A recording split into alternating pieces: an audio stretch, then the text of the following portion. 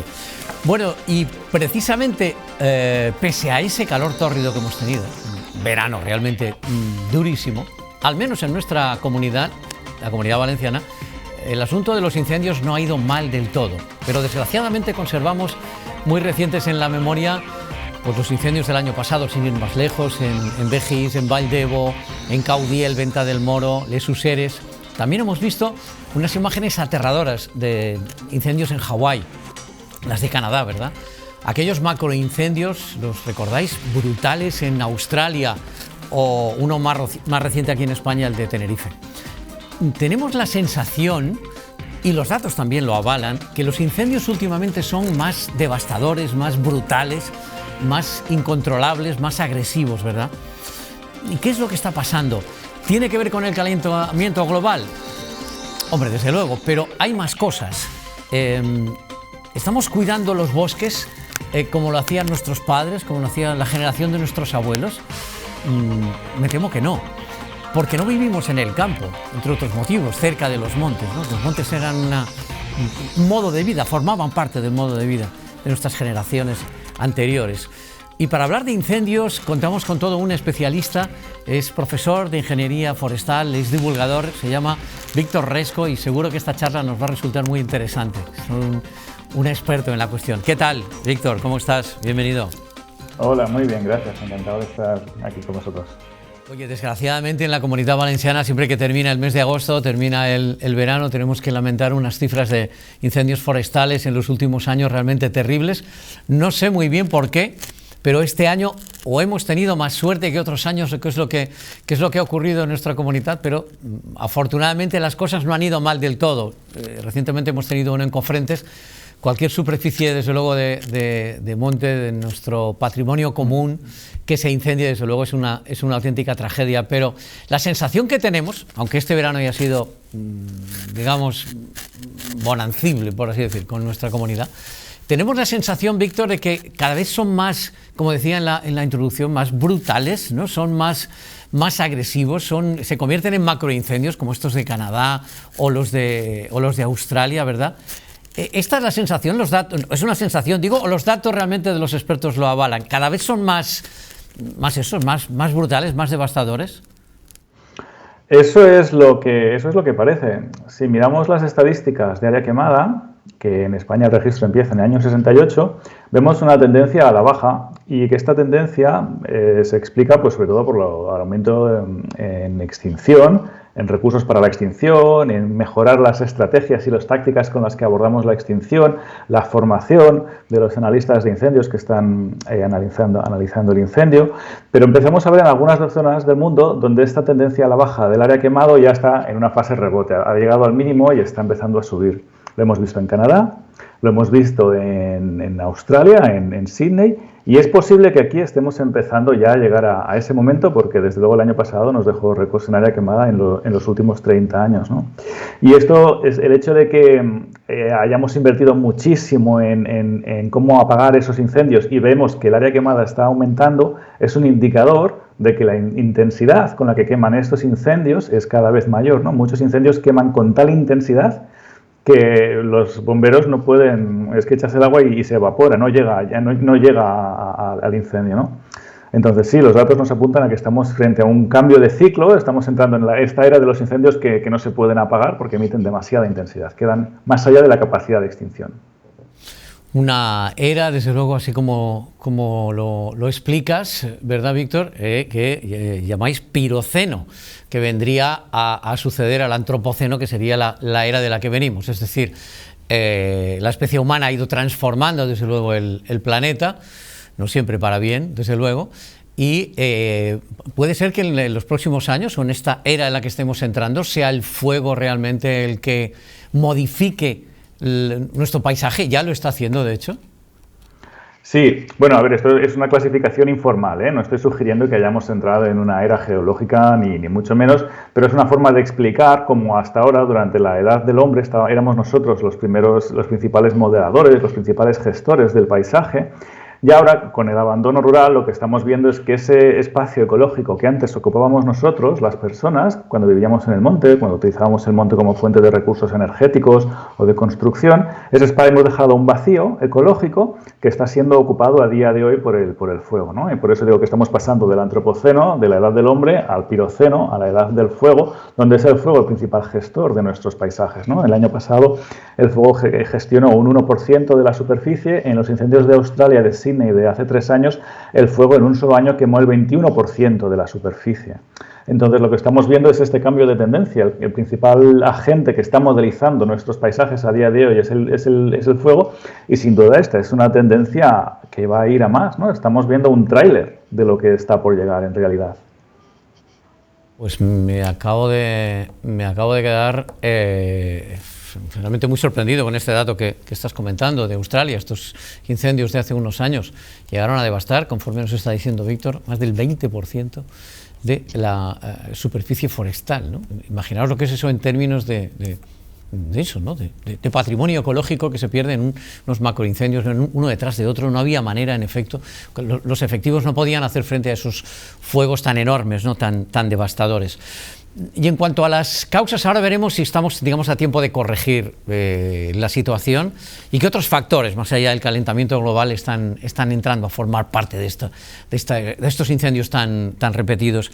Pero, Víctor, en las causas, a menudo cuando los expertos investigan, dicen, bueno, pues ha sido un incendio provocado en algunos casos, vete a saber qué causas, se habla de estas personas con este trastorno que son pirómanos. Puede haber otros intereses, no sé, de tipo económico, etcétera, no sé. Pero que los hay algunos provocados y otros, digamos, que tendrían causas así llamadas naturales, ¿no? Nuestra comunidad es desgraciadamente habitual, ¿no? Esto que llaman las tormentas secas, el rayo queda latente en un árbol y a partir de ahí se desata el incendio. ¿Cómo de importantes para analizar la situación, la causa del incendio o digamos lo que se produce después? El por qué ese incendio se convierte en un macroincendio o es tan complicado de controlar. Sí, es una buena pregunta. Tenemos que separar efectivamente lo que es la causa de los incendios o la causa de que los incendios propaguen de lo que es la causa de la ignición, ¿no? Una cosa es la fuente de la chispa y otra cosa es porque esa chispa se convierte en un monstruo capaz de devorar el 20% del paisaje australiano o las 12.000 o 13.000 hectáreas que ha quemado en Tenerife, por ejemplo. Y esta distinción es importante porque es importante desde el punto de vista de la responsabilidad. Porque si decimos que la causa del incendio ha sido un rayo, entonces el culpable tenemos que ir a buscar al Olimpo y que yo sepa la Guardia Civil allí no tiene competencias, ¿no?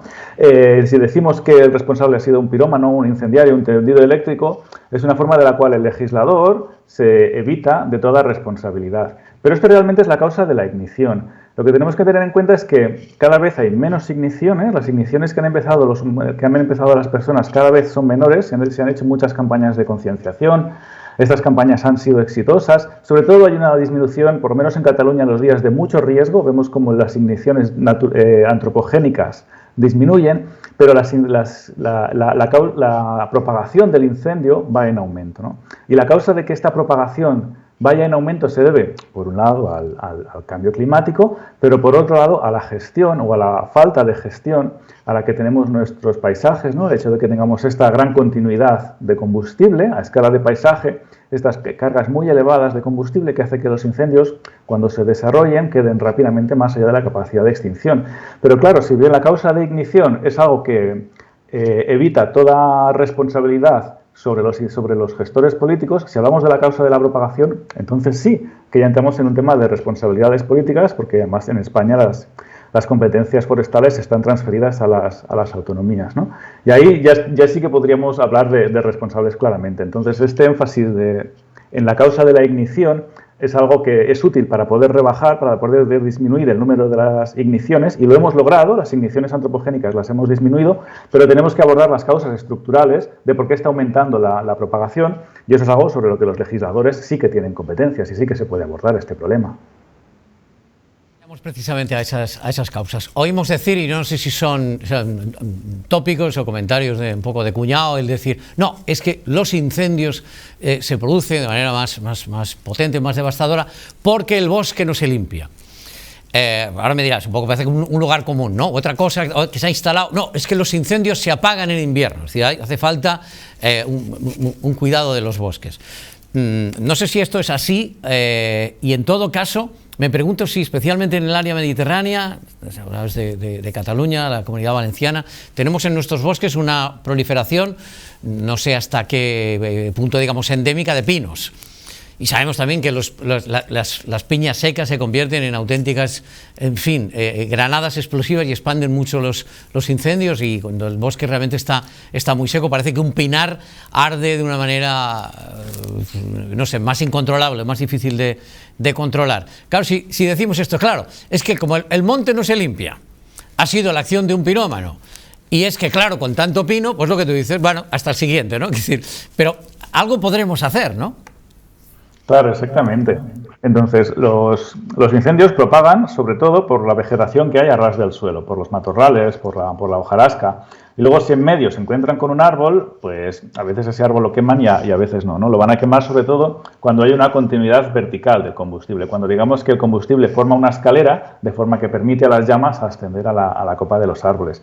El incendio, cuando puede subir a copas, sube a copas, y da igual que sea un pino, que sea una encina, que sea cualquier otra cosa, ¿no? Eso de que hay unas especies que queman más que otras es un mito. Es un mito del que nos tenemos que olvidar, ¿no? El otro mito es este de las piñas explosivas, ¿no? El otro día estaba hablando con unos analistas de incendios y hacían bromas sobre eso. Decían, ¿a ti te ha quedado alguna vez una piña en el casco? No, nunca. Es algo que es uno de estos mitos que debemos desterrar, ¿no? Entonces, la causa principal de estos mega incendios la tenemos en estos paisajes, que es todo verde, todo verde, todo verde. Esta gran continuidad de combustible a escala de paisaje es la principal razón que hay detrás de estos megaincendios, porque cuando tienes muchas hectáreas, cuando tienes un frente de llama muy alargado, eso es lo que te crea las condiciones que luego van a derivar en un comportamiento problemático de los incendios. Y un segundo factor sería la carga, la cantidad de combustible que tienen nuestros bosques, ¿no? Entonces, esto de limpiar los bosques se refiere sobre todo a disminuir la carga de combustible, pero lo que es más importante es disminuir la continuidad, y esto se consigue pues básicamente recuperando paisajes vivos, paisajes habitados. Nuestros paisajes a día de hoy son paisajes deshumanizados, son paisajes fantasmas, no hay personas por allí. Entonces, y sin embargo, la demanda de productos del campo sigue existiendo. Nosotros seguimos comiendo 3 veces al día, algunos más, seguimos necesitando madera, seguimos necesitando productos que vienen del campo, ¿no? Y lo que estamos haciendo, nos estamos creando 2 problemas, porque estamos deslocalizando nuestra fábrica, nuestra despensa energética, nuestra despensa de los alimentos, y en muchas ocasiones estamos recurriendo a países terceros, muchos de ellos en el sur global y con una legislación ambiental mucho más laxa que la nuestra.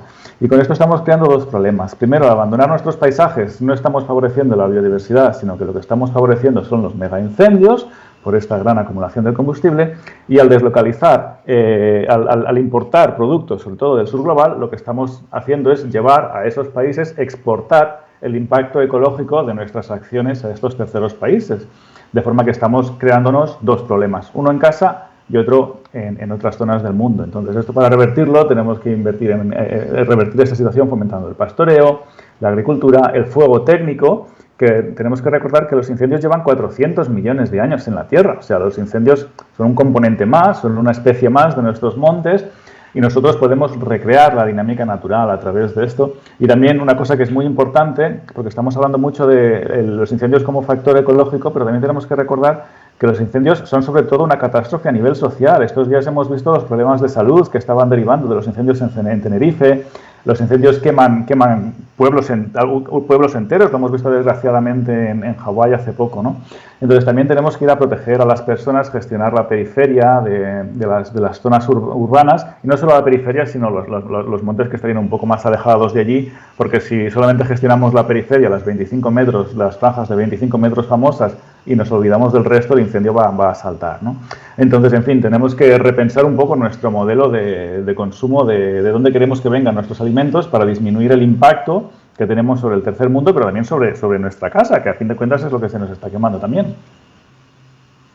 Sucede, Víctor, que cada vez más nuestra casa global son las grandes ciudades y esos entornos rurales donde existía generaciones atrás esa agricultura, y tanto que sostenible, era con los medios con los que había pastoreo, había ganadería, de alguna manera el bosque formaba parte también, ¿no?, de la vida económica, se construía también en efecto con esas maderas del bosque, el bosque formaba de la cadena, digamos, del día a día, del funcionamiento de nuestras áreas rurales que están siendo abandonadas. Por tanto, aquí hay que hacer, digamos, un cambio de modelo muy potente, como cuando se habla de sostenibilidad y de ecología. Claro, no se trata de tirar el vidrio al contenedor verde, esto ya va bien, pero hay que hacer, digamos, más cosas, y aquí cambio de paradigma, ¿no? Es factible, digamos, y hasta qué punto aquí, hablabas antes de la responsabilidad social que tenemos todos, pero también la de la administración, la de nuestros gobiernos. Hay poco que hacer en este sentido. Si en los pueblos y en las áreas rurales no hay el suficiente desarrollo económico, pues la gente se va de los pueblos desde hace décadas, ¿no? Sí, y eso es un problema porque esas personas estaban realizando una serie de servicios ambientales gratuitos, ahora ya no lo están haciendo y en consecuencia estamos aumentando cada vez más el coste en extinción. Según han calculado los compañeros de aquí de los bomberos de la Generalitat de Cataluña, extinguir los incendios cuesta unas 19.000 euros por hectárea, perdón. Sin embargo, las actuaciones de prevención, desbroces, esta introducción del fuego técnico, cuesta en torno a las 2.000 euros por hectárea. Entonces, el coste por hectárea de la prevención es menor que el coste de la extinción. Lo que pasa es que para prevenir incendios tienes que tratar más área de la que se te quema. Es decir, que si el año pasado se quemó en España 300.000 hectáreas, anualmente deberíamos tratar 3 veces eso, 900.000 hectáreas o 1 millón de hectáreas.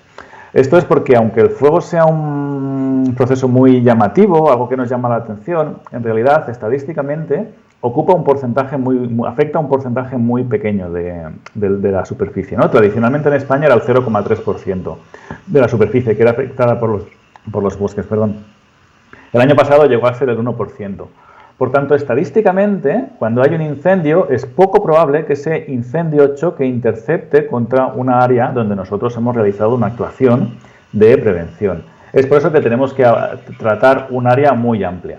De todas formas, esta proporción que hemos dicho de tratar de forma preventiva 3 áreas para evitar que se nos queme una, sigue siendo efectivo desde un punto de vista económico, porque recordemos que la diferencia de precio es de 5 veces. O sea, 2.000 euros la prevención, 19.000 euros la extinción. Y las inversiones que hacemos en prevención no son a fondo perdido, porque podemos sacar dinero para leñas, podemos recuperar parte de la inversión en las leñas, en el material de construcción. Y también tenemos que recordar que la causa de los grandes incendios forestales es la misma que la causa que el cambio climático. Y en un contexto de transición energética, de transición ecológica, de mitigación del cambio climático, sustituir combustibles fósiles por los combustibles biogénicos, por la biomasa, es algo que creo que tiene sentido y que también aporta una coyuntura económica y política favorable para esta transición. Tanto vemos que puede haberla y hay que implementar, al criterio de Víctor Resco, esa economía alrededor de la prevención, porque es que nos trae a cuenta, ¿no? Desde luego a todos, y en términos de lo que sería una catástrofe ecológica de un paraje natural que es patrimonio de todos, ni os cuento, por supuesto. Víctor Resco, un placer. Gracias por acompañarnos y que sigamos todos en la conciencia, en efecto, de lo devastadores que son estos incendios, y cada vez lo son más. Gracias por acompañarnos. Gracias a vosotros.